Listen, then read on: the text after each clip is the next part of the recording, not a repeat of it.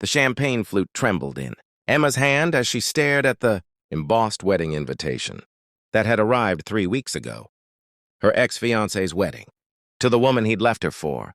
And she was invited a final, calculated cruelty disguised as civility. "You should come," Marcus had said over the phone, his voice dripping with false concern. "Show everyone you've moved on. Unless, of course, you haven't." That last barb had landed exactly where he'd intended.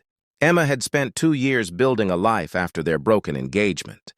But she'd done it quietly, alone, healing in private. Now Marcus wanted to parade his happiness in front of their entire social circle, and he wanted her there to witness her own humiliation, the girl who wasn't enough, the girl who got left behind. She couldn't bear to go alone. She wouldn't. Standing outside the glass tower of Chen Enterprises on a gray Monday morning, Emma clutched her worn leather purse and questioned every decision that had led her to this moment. She'd seen Alexander Chen exactly twice, once at a charity gala where she'd been serving horse, Davros to pay her nursing school tuition, and once at the hospital where she worked, when he'd visited his elderly housekeeper after her surgery. Both times, she'd been struck by something unexpected in his eyes, a bone-deep weariness that no amount of money could cure. The lobby was all marble and ambition, filled with people in $1,000 suits moving with purpose. Emma's second-hand blazer suddenly felt threadbare. What was she thinking? Alexander Chen was a millionaire CEO, a man who'd built a tech empire before 30. Why would he ever agree to, "Miss, can I help you?" The receptionist's voice was polite but pointed. Emma's courage nearly failed. Then she remembered Marcus's smug smile, the pitying looks she'd endure walking into that wedding alone, and she stepped forward. "I need to see Mr. Chen. I don't have an appointment, but Mr. Chen doesn't take walk-ins." The receptionist's smile was professional and final. "Please," Emma's voice cracked. "Just 5 minutes. Tell him it's Emma Torres, from Mercy General Hospital. He might remember me from Mrs. Liu's recovery." The receptionist's expression softened fractionally. She made a call, spoke in low tones, then looked up with barely concealed surprise. 14th floor. He'll see you for 5 minutes. Alexander Chen's office overlooked the city like a kingdom, but the man himself looked like he hadn't slept in days. His tie was loosened, his shirt sleeves rolled up, and he was staring at a computer screen with the intensity of someone trying to solve an impossible equation. "Miss Torres," he stood, gesturing to a chair. "Is Mrs. Liu all right?" "She's wonderful, actually. Back to bossing around everyone in the neighborhood." Emma managed a weak smile. "Mr. Chen, I'll be direct, because I know your time is valuable. I need help." "Not money," she added quickly. Seeing his expression shift, "I need this is going to sound insane." "Try me. Insane is my specialty lately." Emma took a breath. "My ex-fiancé is getting married this Saturday. He specifically invited me to watch him marry the woman he cheated with. Everyone from my old life will be there, and they all know I've been alone since the breakup. I need someone to pretend to be my date, just for 1 day, so I can walk in with my head up and show them I'm fine, even if I'm not." The silence stretched. Alexander leaned back in his chair, studying her with those tired, intelligent eyes. "You want me to be your fake boyfriend?" "I know how it sounds, but you're the only person I could think of who might understand what it's like to feel trapped by other people's expectations. At that gala 2 years ago, you looked like you wanted to be anywhere but there, even though everyone was celebrating you. Observant." Something flickered across his face.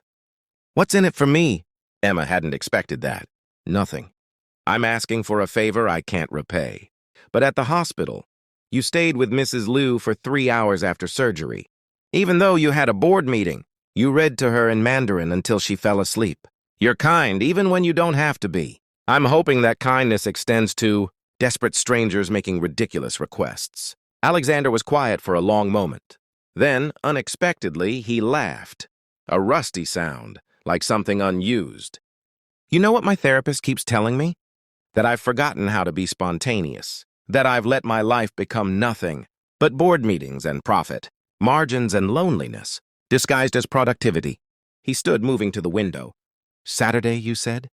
I'm supposed to attend a fundraiser where people will ask why I'm still single, imply there's something wrong with me, and speculate about my personal life like it's their entertainment. How about we make a deal?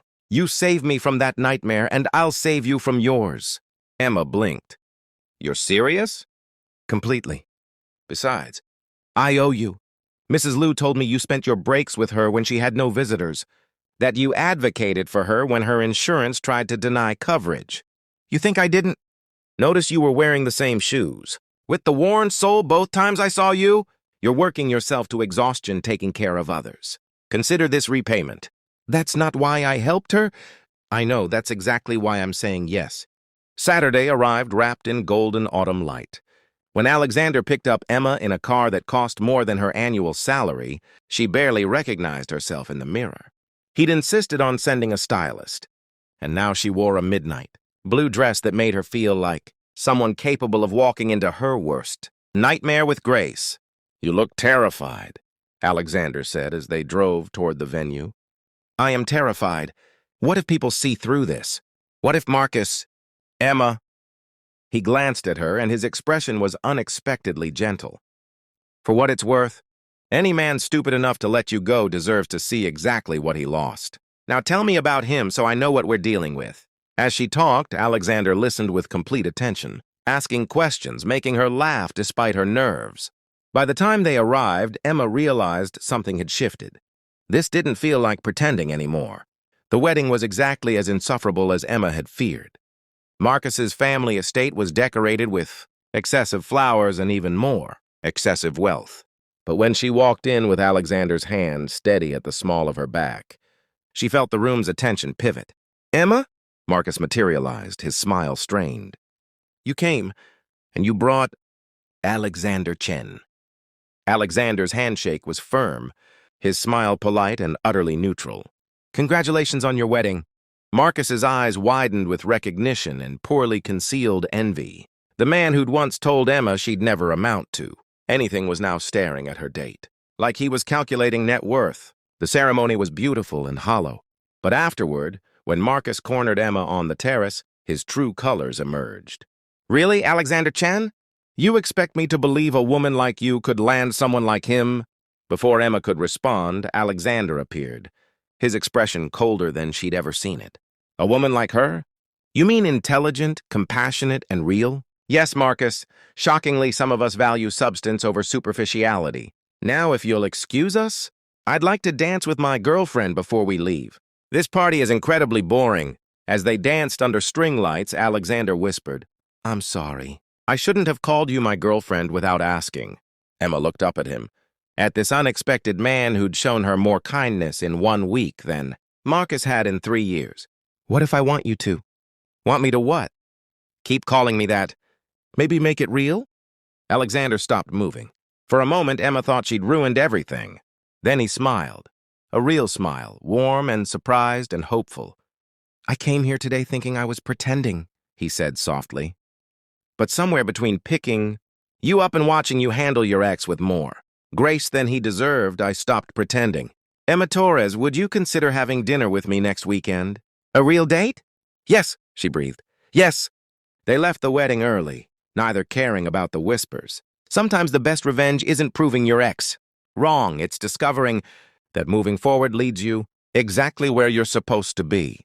And sometimes, kindness between strangers becomes the foundation for something neither expected, but both desperately needed.